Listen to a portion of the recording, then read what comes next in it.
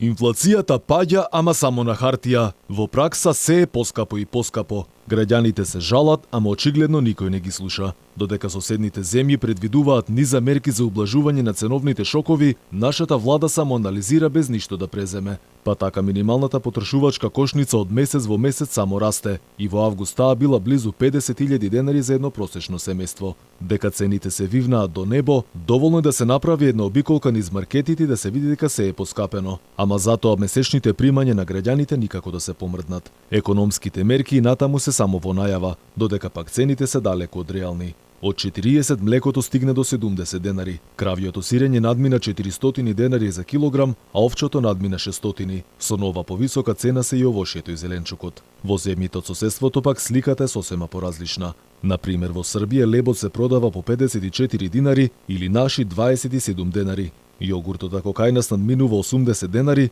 таму е 134 динари или 67 денари. Председателот на Србија Александар Вучиќ излезе со низа мерки против скапотијата. Рече дека бил постигнат договор со производителите и трговците со цел намалување на цените во сите трговски синџири, и тоа за 20 основни производи кои од следната недела ќе носат ознаката подобра цена.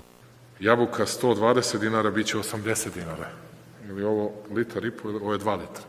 Меки зачин, domaći, tako se zove, dodatak jelima, redovna cena je 70 dinara, biće 50 dinara. И додека земјите од регионот калкулираат и носат какви такви мерки за помош на граѓаните, речиси сите земји имаат пониска инфлација за разлика од кај нас. Па така во Грција таа изнесувала 2,7%, а во Албанија за август била 4%. Во Бугарија пак инфлацијата изнесувала околу 10%. Таму лебот се продава по околу 50 денари, иако платите се драстично повисоки за разлика од кај нас. Во Косово пак лебот оди за околу 30 денари. Цената на јајцата и во Бугарија и во Косово е речиси иста како кај нас. Дека инфлацијата во Македонија кој изнесува 8,3% им ги јаде парите на граѓаните, алармираше и лидерот на ВМРО ДПМН Христијан Мицкоски. Рече дека трошоците за живот и во август се огромни и се над оние што се носат во еузоната. Решение за ова се избори. Ние цело време зборуваме.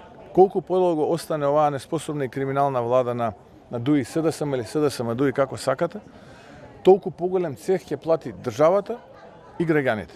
Единствен начин да се казнат овие криминални измамници во владата се изборите. Ги повикувам граѓаните во Македонија. Сите оние кои што се политички определени или сите оние кои што можеби и не се политички определени, да се приклучат кон ВМРО ДПМН и коалицијата и на следните избори кои што за неколку месеци од денеска ќе се случат, да излезат и да гласаат.